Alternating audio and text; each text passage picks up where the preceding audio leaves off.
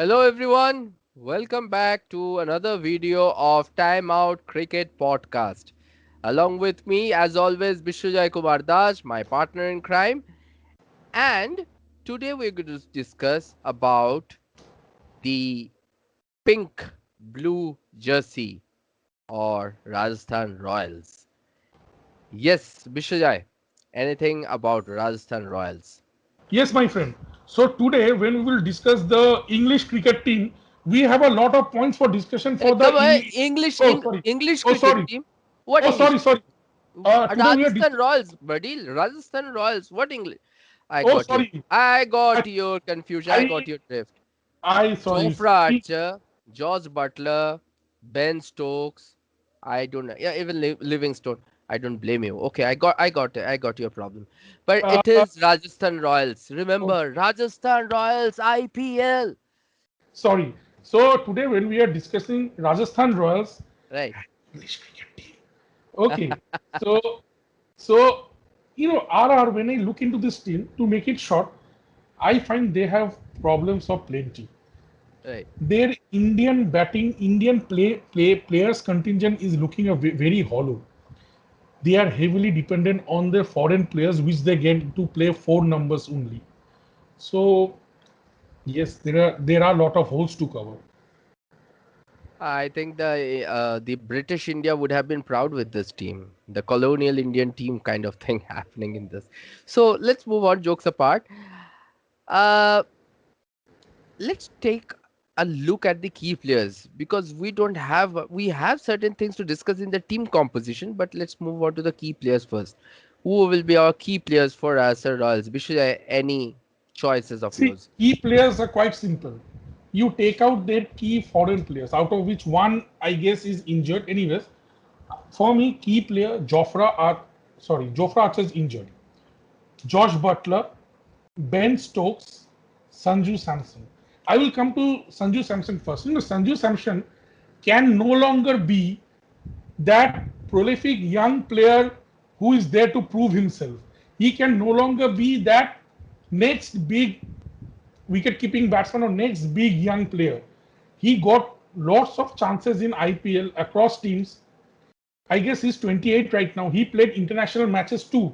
If you recall, he played three T20s in Australia. He played two T20s in New Zealand. Every time he used to make some fantastic, amazing, eye-catching 30s, 25s. And then he used to get out in a short service. Why did you play that shot? In some very loose shot. So we need something more than that. And this season is again very key for him. If he can try to make a place in that playing 11 or at least in the playing 2022 for the World Cup, because he was left out for the English tour. And John, another thing before we move on to the next one, sorry. Uh, I think he's the captain for Rajasthan Royals this year, right? that thing I wanted to discuss later. Anyways, as you brought that point ahead, RR are known for treating captains as a musical chair. One Right, season right, there was Ajinkya Rahane. Another season they met Steve Smith. right. They didn't perform. Now Sanju Samson. So what? So is captaincy like performance improvement plan? If you be a captain and you perform poorly, you perish because you cannot build a team like that. So Right. yeah, they loaded him with the captaincy with to a player who might be less in confidence. I thought Josh Butler should be the captain. Your thoughts?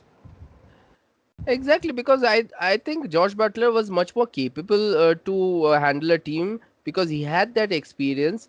But I don't understand why Sanju Samson was given the cap because I one point maybe Rajasthan Royals think in this way that Indian cap player would have been much more better. Indian cap he's not exactly that Indian cap kind of thing, but again an Indian player would have been better in See, terms of team selection because in if George Butler gets injured, anything happens, so they just want to keep no, our I mean, Indian. I would slightly disagree with you, my friend. Hmm. If Rajasthan has to make a 11, one name which comes number one is Josh Butler. Come what may. Right. Come what may, Josh Butler is you, and you cannot make injury a criteria for selecting a captain. And Josh Butler is no, say, Andre Russell or a Chris Morris who gets injured quite often. So, Josh Butler also has a captaincy experience for the English cricket team, the number one white ball team. So, I thought Josh Butler was a better captaincy material, but anyways, that's gone. The boat has sailed. Just to add one point before you move on to the next key player of yours. I believe things were not good with Steve Smith and the Ralston Royal management. We're going to discuss a bit of Steve Smith later on, but I think that is the reason why they didn't want to go for another overseas captain. They stick to their Indian players because they felt they might be they may be better to, they will be in a good position rather to negotiate better with an Indian player rather than with a foreign player. So I think that is Right. one another. There may be another reason. So moving on to your next key Yeah. player. My next two key players, Josh Butler, Ben Stokes. Now it goes without saying. Butler, that enforcer on the top. You know, I really enjoy watching Josh Butler play. He plays some beautiful shots and also some crazy innovative shot. He's that ram shot for a fast bowler over the wicketkeeper's head. That's something. Second key player, third key player rather, Ben Stokes. Currently the best all-rounder on white ball cricket. Right. I guess Ben Stokes has to be very key this year for Rajasthan Royal Hmm. because looking into the team composition, they are heavily dependent on their overseas player. If either of Josh Butler or Ben Stokes fail, it will be gloomy days for RR. Right. Okay. So moving on to our next segment, the X Factor. So Rajasthan Royals. Vishwajay, any takes for the X Factor? My first X Factor player was the MVP for last season, Jofra Archer. Right. You know, now here it tells a story on its own. RR finished 8th last season. They got the Hmm. wooden spoon. Hmm. Yet one of their players was the MVP. Right. Jofra Archer was carrying most of the mental of the team. Right. What a big blow. He got injured. What a big blow. He got injured. And we can see, at the top, he's taking wickets. At the depth, he's taking wickets. And not to forget, Just to he's hitting confirm one balls. thing, just to confirm one thing, is he ruled out of IPL? No, he is not because from the tweets which I got from RR and from Jofra Archer's Twitter handle, he is ruled out for at least first 6-7 games. He might come for the later half of IPL, but what if by that time RR is not for any prospect for going to the league, for going to the playoffs? Not being in a tournament for 6 7 matches, like 50% of the time you are not with the team, and when you come back, I don't know how better he will be when he comes back from the injury, because it Again, takes he time to has to come recover. back, go through 7 to 8 days of quarantine, Quarantine. isolation, and then he will be ready for match. So it's a big process. So I So don't, with I within that period, I think another 3 matches will go away. I don't might be. think so. I So don't think so. He's going to play. Anyways, that is our prediction, So but maybe we can be now wrong. my my next X Factor player again, Rahul Tewatia, that miracle man. Rahul Tewatia names were being made on him, and suddenly within a span of I guess some balls, some deliveries, now he became the match winner. If life gives you a second chance, be a Tewatia. So again, I would most interested would like to see was the last season a fluke or last season was beginning of something consistent.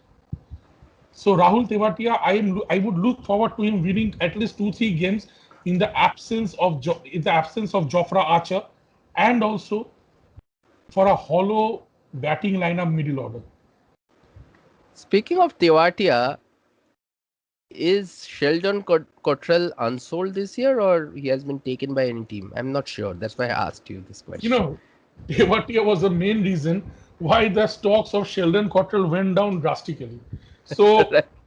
So yeah, again, and one more thing to add on Tewatia, I would be more interested to see how his leg spin comes up, because right now in our country there is a drought of spinners.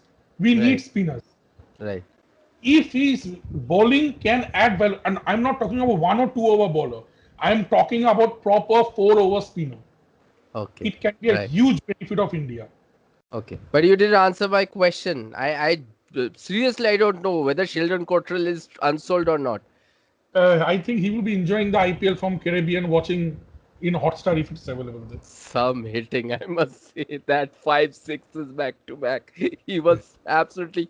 I don't know. He's maybe saluting himself right now. Anyways, moving on. Jokes apart, to the players to look out for. Players to look out for, I would be definitely eyeing for Shreyas Gopal. Again, for the same reason, India needs spinner, the white ball Right, cricket. right. We need wristies, especially with the T20 World Cup in hindsight. Hmm. Shreyas Gopal is a very good spinner in the middle order, and he can also give you crucial wickets. Along with that, don't forget, he is a good batsman. He Okay, can give you 15-20 runs. okay, Means he is not for nothing for bat. He okay, can be a crucial finisher for you. I'm not saying that he will be giving you quick runs, but he might give you 15-20 runs. okay. Second player I'm looking out for is a player from the under 19 batch of 2019, I guess. Hmm. Kartik Tyagi.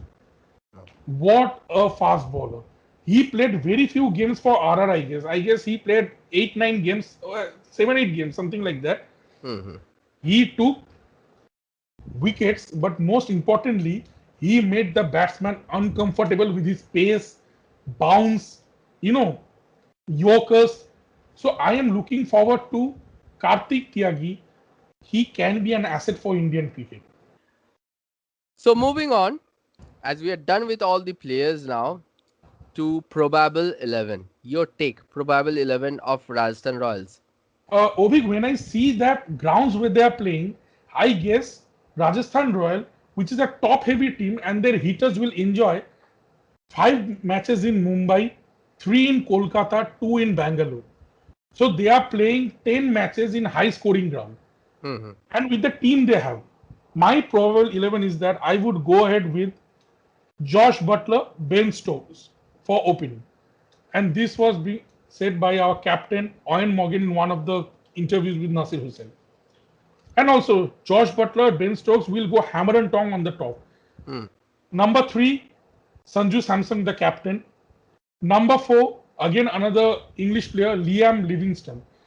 This player has a very good hitting prowess. He hit Bhuvi for 2 sixes back to back. Number 5, I'm looking forward to Rian Parag. Number 6, Shivam Dube for adding solidity with the ball also. Number 7, the $1 million man, 16 crore, 17 crore, Chris Morris. I hope he's injury free. Number 8, Rahul Tewatia. Number 9, Shreyas Gopal. Number 10, Kartik Tyagi. Now I have a question for you, my friend. Number 11, what is the fetish with Jaydev Unadkat? Would you play This, him, or would you this, play some other pacers, or would you play another spinner in the form? Would you play another spinner, say a KC Kariappa, or would you play a batsman? Your take. Jaidev Unadkat is something I don't understand why Rajasthan Royal invest on him so much throughout the years. He was one of the top draws in the one of the auction. I think in 2018, I believe he was the top draw in the auction. I don't understand. Okay, fine, he's a good bowler, but he didn't do anything special as of now. He has been in the Indian team as well without much of the success. And right now, I don't understand why he has been pursued by Rajasthan Royals again and again. I don't know. I don't have any answer regarding this. See, So, sorry. yeah, right. Yeah, So please. just one thing, Rajasthan can also tinker with their team a little bit. They can play one more pacer, a foreigner, Mustafizur. I like to see Mustafizur. I'm a fan of him because he has very good cutters. And say they have 4 matches in Delhi, they can play him in place of Liam Livingston, and they can bring in one more batsman. Yeah, they can do that because Mustafizur has a very good cutter. I don't know how good form he is in, because he has been very injury prone, injured most of his time. Yeah, I think when he was in, I think Hyderabad, right? He was in Hyderabad and also for the Mumbai. I think in when he was with the Hyderabad, he played an excellent. He had an excellent IPL, but after that, when he went to Mumbai, he didn't show much of his prowess. So Mustafizur is like kind of a mixed bag opinion for me. But again, if you look into Mustafizur versus Jaidev Unadkar, I will always go with Mustafizur because of his past performance and the ability to bowl that cutters. So, okay, I am absolutely fine with this team 11, this Rajasthan Royals Yes. 11, what you have said. Okay, so moving on, I have now few questions before you move on to your favorite question, and I want like short answers from you. One thing, I got a complaint from one of my friend who is an avid watcher of our cricket podcast. He said, "Why didn't you discuss about Steve Smith in Delhi Capitals team?" I said, "Okay, right. I think it's a missed opportunity. But since we are talking about Rajasthan Royals, we can say a few words for Steve Smith, right?" So my question is, as I just pointed out earlier in this video, that Steve Smith, maybe Rajasthan Royals management and Steve Smith was not gelling properly, so they parted their ways. And Steve Smith now is in Delhi Capitals. And obviously, there is Ricky Ponting. I think that is the reason why they will have a much more better camaraderie compared to what Rajasthan Royals had. Now, my question is, Steve Smith, do you think he will have any impact in this IPL? Steve Smith is a champion player. He is one exquisite timer of the cricket ball. But he is a great player in Test cricket.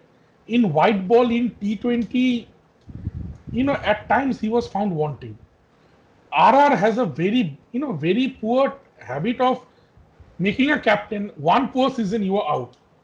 Right. As you said, there Right. were some issues with the management and Steve Smith.